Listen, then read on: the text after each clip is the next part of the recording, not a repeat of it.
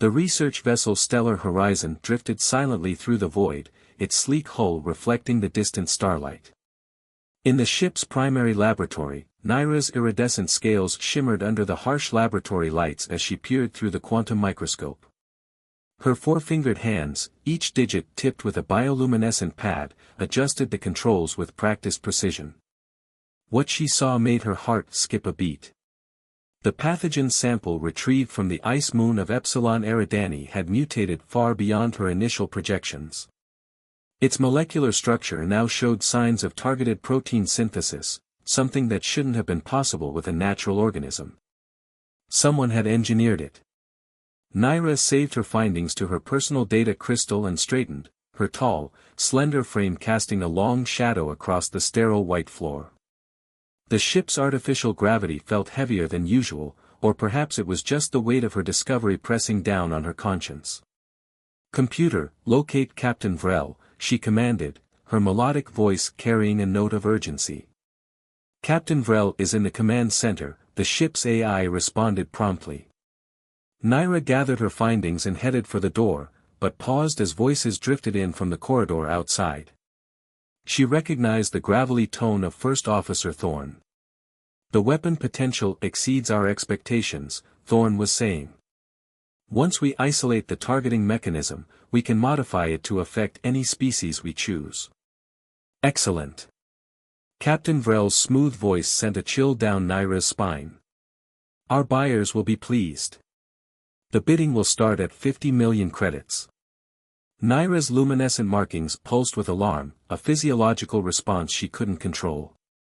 Her worst fears were confirmed, her research wasn't meant to cure diseases as she'd been told. They planned to turn it into a biological weapon. She waited until the voices faded, then slipped out of the lab.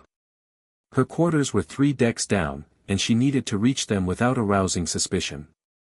The data crystal felt heavy in her pocket as she walked, trying to maintain a casual pace despite her racing heart. The ship's corridors were eerily empty.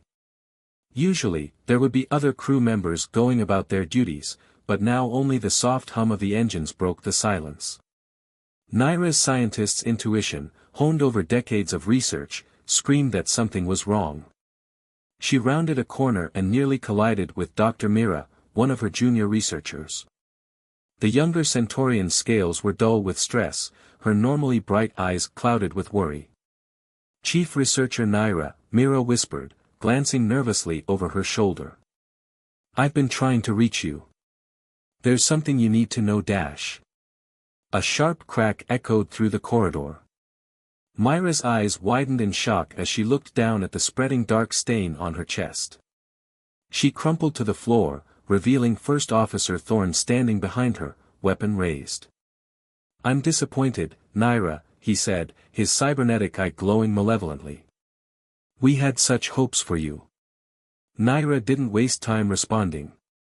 She slammed her palm against the emergency bulkhead control, and a heavy metal door slammed down between them. Thorne's curse was cut off as the barrier sealed. She ran. The ship's emergency lights began flashing, bathing the corridors in alternating shadows and harsh red glare. Naira's feet barely touched the floor as she sprinted toward the escape pod bay. Her mind raced faster than her feet, she needed to warn someone about what her research had become. "Security alert," the ship's AI announced. "All crew to containment stations." "Repeat, all crew to containment stations." Naira reached the pod bay and punched in her emergency override code. The door remained sealed. She tried again, her fingers trembling. "Access denied," the computer chirped. "All escape systems locked by order of Captain Vrel." The sound of boots on metal reached her ears, security teams approaching from both directions. Naira looked around desperately for another option. The maintenance shaft. If she could reach the lower decks, she might be able to access the auxiliary communication array. She pried open the access panel and slipped inside just as the security teams converged on her position. The shaft was tight, but her slender frame allowed her to move quickly through the network of tunnels that ran through the ship's skeleton. After what felt like hours of crawling through the cramped space, she emerged into the auxiliary control room. Her fingers flew over the communications console, preparing an encrypted distress signal. She had just begun the transmission when the door exploded inward. Captain Vrel stepped through the smoke, flanked by armed guards. His scaled face might have been carved from stone for all the emotion it showed. "My dear Naira," he said softly, "did you really think we wouldn't anticipate this? That we wouldn't be monitoring all communications?" Naira stood tall, her markings pulsing with defiance. "How long?" she demanded. "How long have you been planning to turn my research into a weapon?" Vrel's lip curled in a cruel smile. "From the beginning. Your brilliance and your naivety made you the perfect tool." He gestured to the guards. "Take her to the brig. Ensure she's comfortable, we still need her expertise." As rough hands seized her arms, Naira's last thought was of the partial distress signal she'd managed to send. She could only hope it had been enough, that somewhere in the vast darkness of space, someone would hear her cry for help. The guards dragged her away, and the stars continued their cold, distant vigil through the viewport, indifferent to the betrayal that had unfolded beneath their eternal gaze. Commander Dominic Walsh stood at the viewport of his patrol ship, the Aegis, watching the distant stars blur past. 20 years of service in the Earth Defense Force had taught him to trust his instincts, and right now, they were screaming that something was wrong in this sector. The fragmentary distress signal they'd intercepted 12 hours ago had been little more than digital static, but buried within it were patterns he'd seen before, the kind used by research vessels operating in restricted space. His superiors had advised caution, suggesting it might be a trap set by pirates. But Walsh knew better. "Status report," he called out to his bridge crew. Lieutenant Rivers looked up from her sensor station, her dark eyes serious. "Long-range scans picking up a vessel at the edge of the Epsilon Eridani system, sir. Energy signature matches a Centaurian research vessel, but they're running silent." Walsh stroked his scarred chin thoughtfully. The Centaurians were usually meticulous about following proper protocols. A ship running without transponders was highly suspicious. "Plot an intercept course," he ordered. "But keep us just outside their sensor range. Something about this doesn't feel right." The Aegis sliced through space, its advanced stealth systems making it nearly invisible to conventional scanners. As they drew closer, more details about the target vessel became clear. "Sir," Rivers called out, "I'm detecting unusual power fluctuations in their engine core. And their weapon systems are powered up, definitely not standard procedure for a research vessel." Walsh nodded grimly. "Any signs of damage or combat?" "Negative, sir. But internal scans show unusual movement patterns. Most of the crew is concentrated in the lower decks, with heavy security presence around what appears to be the brig." "They're holding someone," Walsh muttered. He'd seen this pattern before, back during the Proxima Wars. "Lieutenant, prepare a covert insertion team. Full stealth gear, non-lethal weapons only. We need to find out what's happening on that ship before we make our presence known." Within minutes, Walsh was in the Aegis's armory, donning his stealth suit. The black nanofabric absorbed light and heat, making him nearly invisible to most detection systems. His team, 3 of his most experienced operators, were similarly equipped. "Remember," he briefed them as they prepared to launch, "this is a reconnaissance mission. We find out what's going on and extract any hostages if present. No engagement unless absolutely necessary." Their insertion pod detached silently from the Aegis, its own stealth systems masking their approach to the stellar horizon. Using the larger ship's own engine emissions as cover, they managed to dock with an auxiliary airlock without being detected. Walsh led his team through the airlock, their boots making no sound on the metal deck plates. The ship's corridors were dimly lit, with an atmosphere of tension hanging in the air. Crew members hurried past their position without noticing them, thanks to their stealth suits. They made their way down to the brig level, following the concentration of security personnel. Walsh's helmet sensors picked up conversations ahead, two guards discussing their prisoner. The captain wants her prepped for interrogation, one was saying. Says she's still hiding something about the research. Seems like a lot of trouble for one scientist, the other replied. Why not just force her to cooperate? You ever tried forcing a Centaurian to do anything? Besides, the captain says we need her willing. The weapon won't work without her expertise. Walsh's blood ran cold. Weapon research was strictly prohibited under the Galactic Accords, especially biological weapons. If that's what was happening here, it explained the secrecy and the captured scientist. He signaled his team to hold position, then moved forward alone. The brig's security system was sophisticated, but nothing he hadn't dealt with before. Within minutes, he had accessed the cell block controls and looped the security feeds. The prisoner was in the highest security cell, a female Centaurian, her iridescent scales dulled by the harsh cell lighting. Despite her obvious exhaustion, she held herself with dignity, her luminescent markings pulsing softly in the darkness. Walsh deactivated his stealth field, causing the Centaurian to startle slightly. I'm Commander Walsh, Earth Defense Force, he said quietly. I intercepted your distress signal. The Centaurian's eyes widened. You must leave immediately, she whispered urgently. They're creating a weapon, a pathogen that could wipe out entire species. If they catch you dash. I'm not leaving without you, Walsh interrupted. What's your name? Naira. But you don't understand, they'll kill you. The captain, he's dash. An alarm suddenly blared through the ship. Security breach in cell block 7, an automated voice announced. Unknown intruder detected. Well, Walsh said, drawing his pulse pistol, so much for the subtle approach. He aimed at the cell's force field projector and fired, shorting out the containment field. Time for Plan B. Naira stepped out of the cell, her movements graceful despite her obvious fatigue. What's Plan B? Walsh grinned as he heard the distant sound of explosions, his team creating diversions throughout the ship. We make enough noise that my ship has an excuse to intervene. He tossed her a spare stealth suit. Put this on. Things are about to get interesting. As if to emphasize his words, the deck beneath them shuddered with another explosion. Naira quickly donned the suit while Walsh covered the corridor. In the distance, they could hear boots thundering on metal as security teams responded to the chaos. Ready?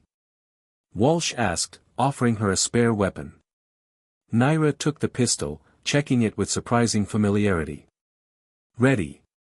But Commander. Thank you for coming.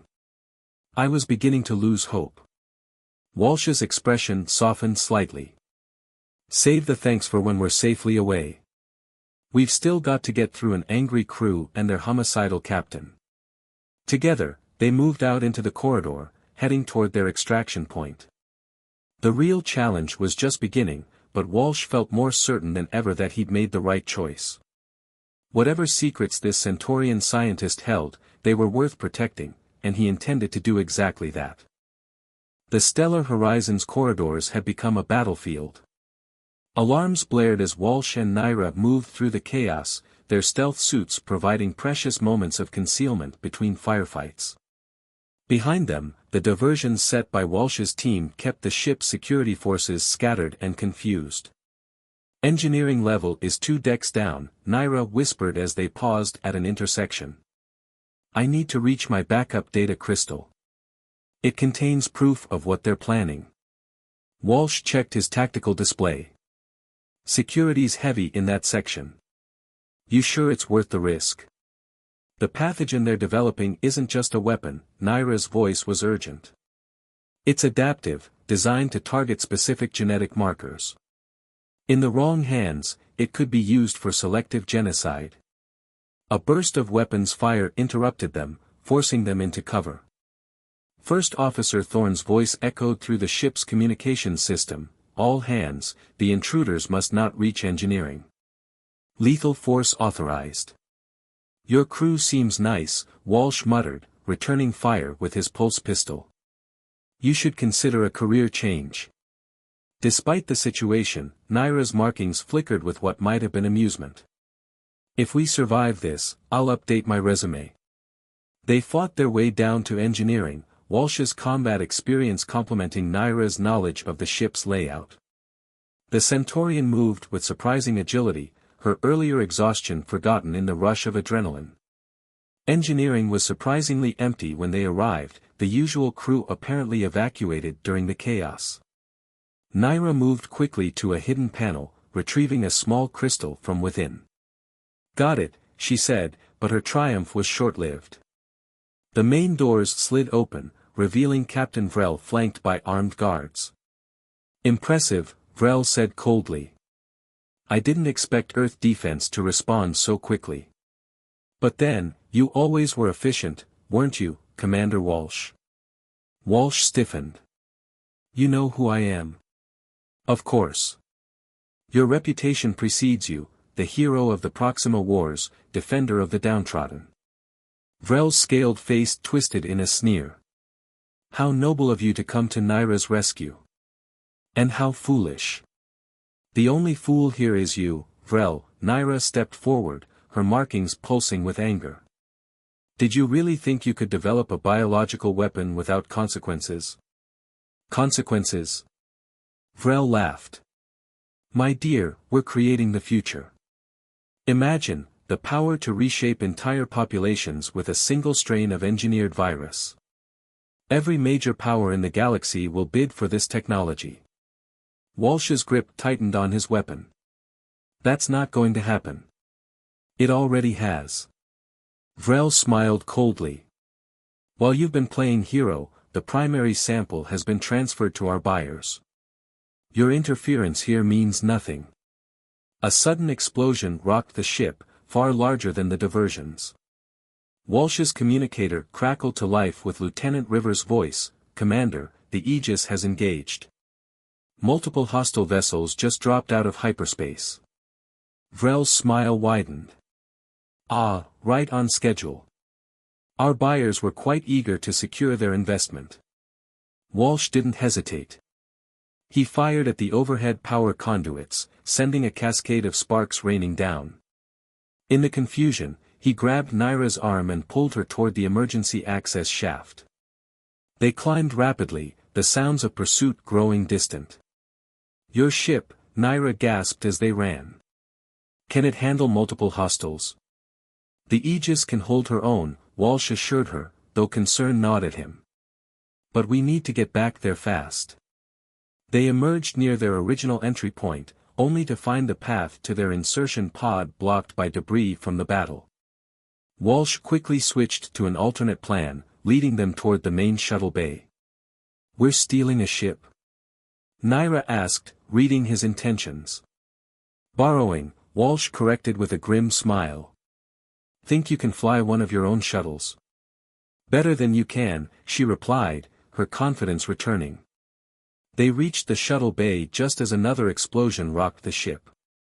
Through the bay's force field, they could see the space battle unfolding, the Aegis, sleek and deadly, engaging with three larger vessels while the stellar horizon hung back. Walsh's team had already secured a shuttle, holding the bay against security forces trying to break through the sealed doors. They piled in quickly, Naira taking the pilot's seat while Walsh coordinated with his people. All teams, fall back to the Aegis, he ordered over the comm, we've got what we came for. The shuttle launched into chaos. Energy weapons crisscrossed space around them as Naira expertly wove through the battlefield. Walsh watched in admiration as she executed maneuvers that would have stressed even veteran pilots. The data crystal, he said as they approached the Aegis. What exactly does it prove? Naira's expression was grim as she executed another evasive maneuver. Everything. The genetic targeting systems, the planned deployment methods, the list of potential buyers, and something worse. They've already tested it on isolated colonies. There are thousands dead that no one knows about. Walsh felt cold anger settle in his chest. Then we make sure everyone knows. We make sure they can't bury this. They docked with the Aegis under heavy fire, the larger ship's shield straining against the assault. As soon as they were aboard, Walsh ordered an emergency jump to hyperspace. The stars stretched and blurred around them as they escaped, but Walsh knew this was just the beginning. They had the evidence, but their enemies were powerful and well-connected. The real fight, the fight to expose the truth and stop the weapons deployment, was still ahead. He looked at Naira, seeing the same determination in her eyes. They had chosen their path, and whatever came next, they would face it together. The Aegis drifted in high orbit around Europa Station, its stealth systems engaged as Walsh and Naira presented their evidence to Dr. Lena Harrison, the station's lead xenopathologist. The holographic display showed complex molecular structures rotating slowly above the conference table. "This is beyond anything I've seen," Dr. Harrison murmured, her weathered face illuminated by the projection. The pathogen's ability to rewrite itself based on targeted genetic markers, it's horrifyingly elegant. Naira's markings pulsed with distress as she pointed to specific sequences. They designed it to lie dormant until activated by a specific frequency. Entire populations could be infected without knowing, then eliminated with the push of a button. Walsh leaned forward, his expression grim. "How long until they have a deployable weapon?" "Based on the research data," Harrison replied, "they're close. Weeks, maybe days. But there's something else." She manipulated the display, highlighting a particular section. "These genetic markers, they're not random. They're targeting specific evolutionary branches." "The Centaurian genome," Naira said softly. "My people would be among the first affected. That's why they needed my research. I was inadvertently helping them target my own species." Walsh placed a hand on her shoulder, feeling the slight tremor in her frame. "We won't let that happen. But we need proof that can't be buried or denied. Something that will force the Galactic Council to act." A quiet chime interrupted them as Lieutenant Rivers entered the conference room. "Commander, we've decoded more of the encrypted files from Naira's data crystal. You need to see this." The holographic display shifted, showing a list of names and coordinates. Walsh's eyes widened as he recognized some of them. "These are high-ranking military officials, corporate executives. The network behind the weapon," Naira finished. "Not just buyers, but investors. People who've been funding the research for years." Harrison studied the list intently. "Some of these names, they're on the Galactic Council's Security Committee. No wonder no one investigated the missing colonies." Walsh straightened, his military training taking over. "Then we take it higher. The full council, with evidence they can't ignore. But first." He turned to Rivers. "What's the status on tracking that sample they transferred?" "We've traced the quantum signature to a facility in the Kuiper Belt," Rivers reported. "Officially abandoned, but showing significant power usage and security measures." "A black site," Walsh mused. "Perfect place to finish weaponizing the pathogen away from prying eyes." He looked at Naira. "Think you can help us get inside?" Before she could answer, alarms blared throughout the station. Rivers rushed to a console. Multiple ships dropping out of hyperspace. "They're not broadcasting identification." The station shuddered as defensive systems activated. Through the viewport, they watched as sleek combat vessels emerged from hyperspace, their designs unlike anything in known space. "Those aren't normal military ships," Walsh observed grimly. "Someone's called in some very expensive private contractors." Naira's scales shifted color in recognition. "The Shadowrend Collective. Elite mercenaries, completely deniable assets. My former crew must have powerful friends. How long can the station's defenses hold?" Harrison asked, already backing up their research data. "Not long enough," Walsh replied. "Rivers, get the Aegis ready for immediate departure." "Doctor, we need copies of everything you've analyzed." "Naira." She met his gaze steadily. "The facility in the Kuiper Belt. It's our only chance to stop them before the weapon is ready. Walsh nodded. It's probably a trap. Almost certainly, she agreed, her markings pulsing with determination. But we have to try. They moved quickly, transferring essential data while the station's defenses engaged the incoming vessels. Harrison provided them with specialized containment equipment for dealing with the pathogen, though her expression showed clear concern. If they've already weaponized it, she warned, even minimal exposure could be fatal. Be careful. As they prepared to leave, Walsh received a priority message from his superiors at Earth Defense Command. His expression darkened as he read it.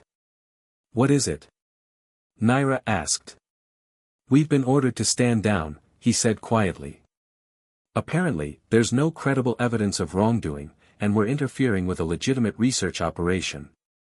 They got to your command structure, Naira realized. The corruption goes deeper than we thought. Walsh's jaw tightened. Good thing I've never been great at following orders. He turned to his crew. Everyone here needs to understand, what we're about to do will probably end our careers. Maybe worse. Anyone who wants to step away, now's the time. The silence that followed was broken only by River's quiet voice. The Aegis is ready when you are, sir.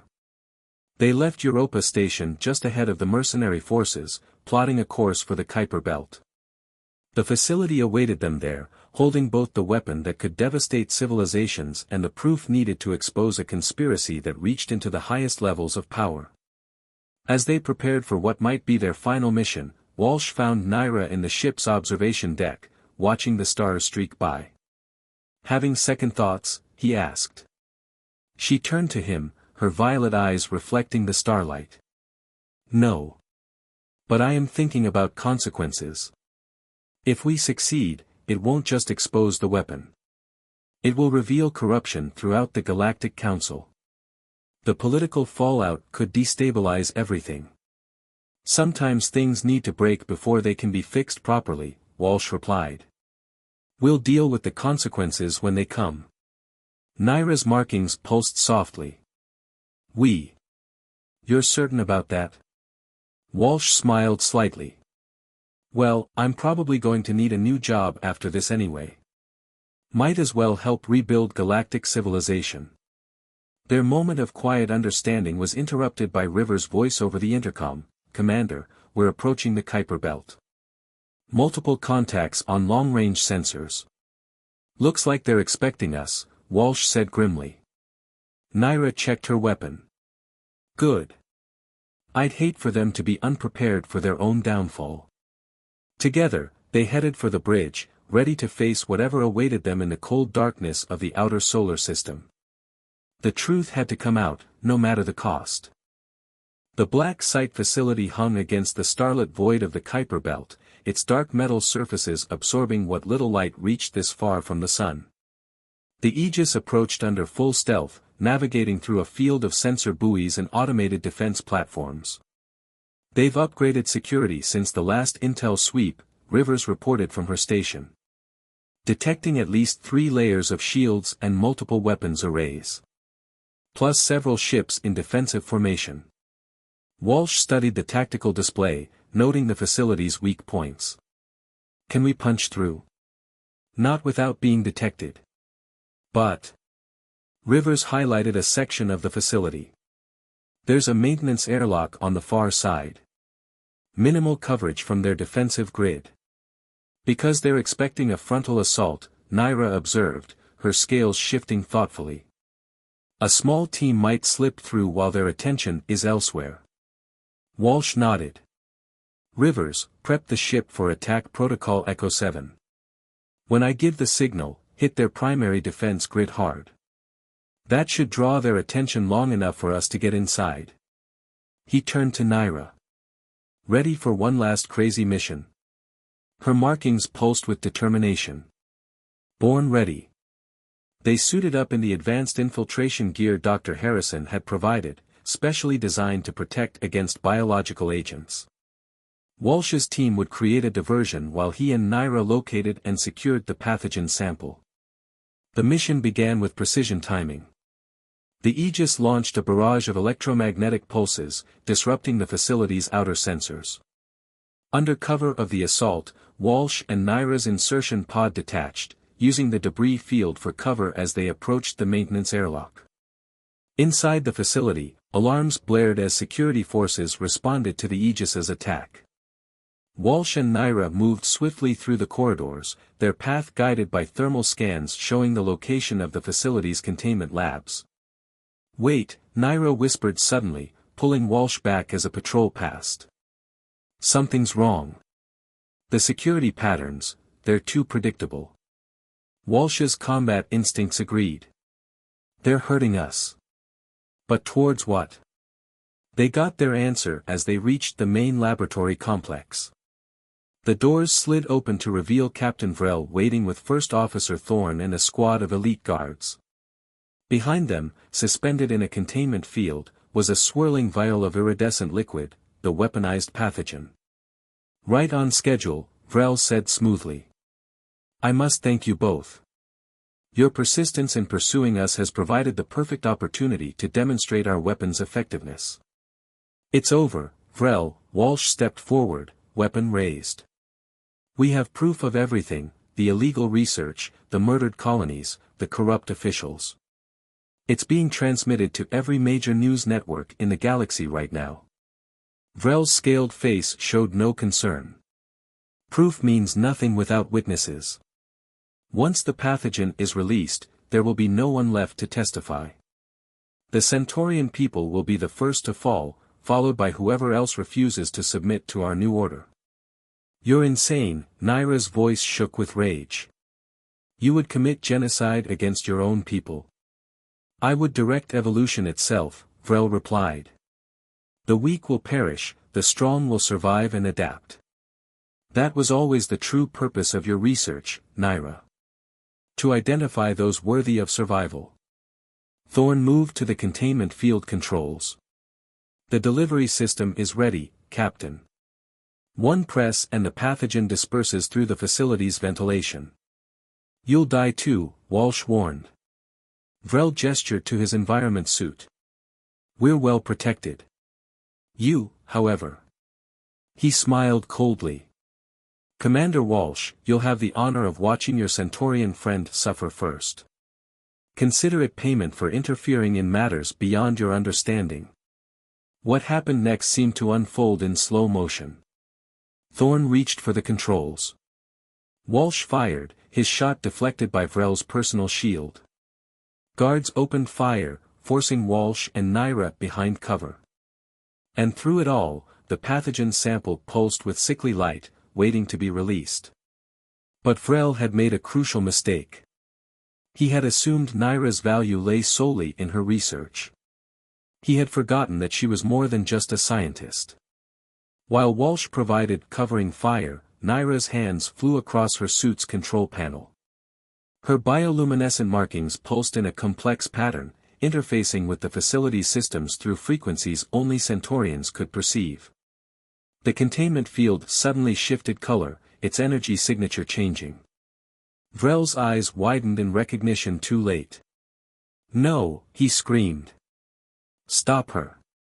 "The containment field," Naira announced, her voice ringing with triumph. "I've reversed its polarity. The pathogen is breaking down at the molecular level." The iridescent liquid began to dissolve, its carefully engineered structure collapsing in on itself. Vrel rushed forward, but Walsh was faster. His next shot caught the captain's environment suit, breaching its integrity. Chaos erupted as the facility's automated systems detected the containment breach. Blast doors began sealing, emergency protocols activating. The guards scattered, their loyalty forgotten in the face of potential contamination. "Time to go," Walsh grabbed Naira's arm. "Rivers, we need emergency extraction." They ran through the closing blast doors, leaving Vrel and Thorne trapped in the quarantined lab section. Behind them, they could hear the captain's enraged screams turn to coughs, then silence. The Aegis was waiting at an emergency airlock, having fought through the defensive screen. As soon as they were aboard, Walsh ordered an immediate withdrawal. They watched through the viewscreen as containment protocols caused the facility to begin breaking apart, ensuring nothing would survive. Hours later, safely away from the facility's remains, Walsh found Naira in the medical bay. Dr. Harrison's containment protocols had protected them from exposure, but they still needed to undergo decontamination. "The news networks are running the story," he told her. "The evidence is out. There's no putting it back in the box now." Naira nodded, her markings pulsing softly. "My people are already calling for investigations. The Galactic Council is in chaos as corrupted officials are exposed." She looked at him uncertainly. "What happens now?" "Now?" Walsh smiled slightly. "Now we help build something better. Together." He held out his hand. "Partners?" Naira's scales shimmered as she took his hand, human and Centaurian united in purpose. "Partners." As the Aegis carried them back toward Earth, news continued to pour in of officials resigning, investigations launching, and long-buried truths coming to light. The path ahead would not be easy, but they had prevented a genocide and exposed a conspiracy that reached to the highest levels of power. More importantly, they had proven that when species work together, when they chose understanding over fear and cooperation over conflict, there was no challenge they couldn't overcome. It was a new dawn for both their peoples, and they would face it side by side.